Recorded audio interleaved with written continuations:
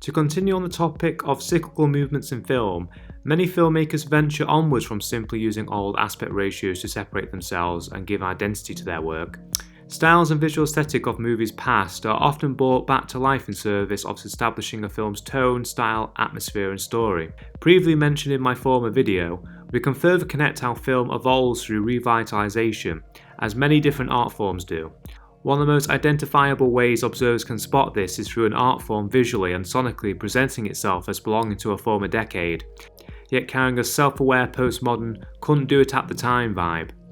The decade that has been most homaged, parodied and recreated in the 2010s was undoubtedly the 80s. The neon and synth-drenched decade has been dug up and recontextualised in nearly all media formats, further evidencing the existence of the 20-year rule fashion designers have coined. Films, music, fashion, TV and the internet have been saturated with 80s inspired content. In music, popular acts such as Tame Impala and Grimes feature the stiff analog drums and heavy reverb synth pop of the era in their songs, and the respective decade-defining album artwork clearly establishes the era they're based on. In fashion, oversized jackets, shoulder pads and novelty Hawaiian shirts have been worn en masse by young adults. In one of the more bizarre and intriguing developments in internet culture is the birth of the nostalgically warped music genre of vaporwave, maybe the first music genre birthed entirely online, with sites such as Bandcamp and 4chan popularising the genre through memes. Vaporwave is characterised by directly sampling 80s mood music such as smooth jazz and lounge music, and through the technique of chopping and screwing, creates a psychedelic and surreal sound which satires the consumerist capitalist ideology of the era. Film and TV are doing the exact same thing. One of Netflix's flagship shows, Stranger Things, rides the tonal and narrative waves of 80s era Spielberg films. The sci-fi adventure show also includes love letters peppered throughout towards films such as The Goonies, Nightmare on Elm Street and Stand By Me. The show itself takes place in the mid-80s and has an appropriate time-stamped synth score and post-punk new wave soundtrack accompanying it. The show made an instant splash when it dropped, quickly becoming Netflix's most streamed original show. The show's nostalgia, retro and throwback vibe is especially popular with the late teen, early 20 demographic, which is a strange and recently developed anomaly that an audience can identify and feel nostalgia to a place in time they weren't even alive in, something that I'll get back to. And as for film, I believe the most influential film that came out that repopularized the 80s style throughout this whole decade was Nicholas Winding Refn's Drive. Before Drive, the postmodern 80s style that dominated pop culture was a less prominent and mainly reserved for nostalgia, titillating hey remember that comedies and underground music acts.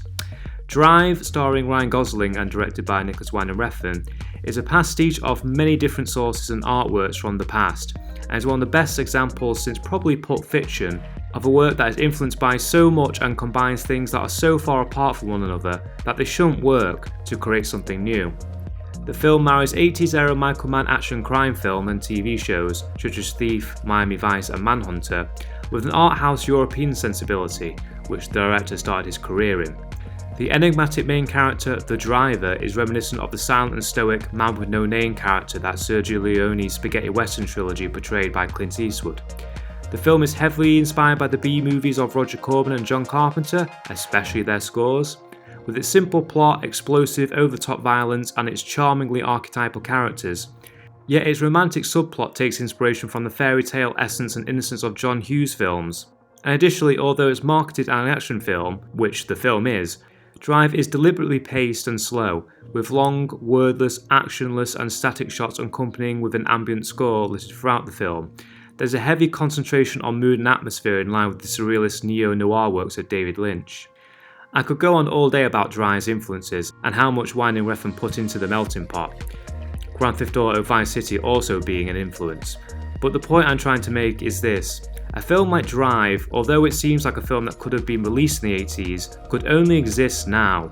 With the luxury of time, that being time for the 80s to end and society to move on, time to study and reflect upon the artists and filmmakers of the era, and time to orchestrate a self-conscious, post-modernistic and deconstructed study of the 80s, allowed Winding Refn to transmogrify all these influences and create his signature style.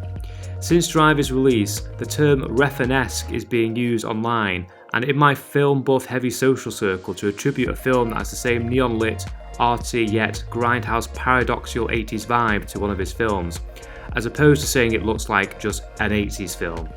This firmly supports the notion that, by drawing on film and culture of the 1980s, and combining it with other influences throughout film history, Wyndham Refn created his own idiosyncratic artistic style.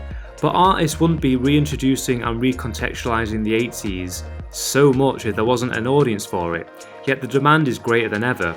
Why is this? Well, this returns us to my earlier point. There is a growing trend of presenting the 80s in a very romanticised, nostalgia-tinted lenses for young audiences who are mostly born in the 90s or onwards. They were never even alive to see the decades that music artists, band, fashion designers, film and TV shows today are warmly emulating. There is a lack of cynicism in these works, and they present the decade as a simpler time. As a result, we can suppose that this retro content offers a form of escapism for teenagers and young adults. We have no idea what the future holds, and that can be a little scary.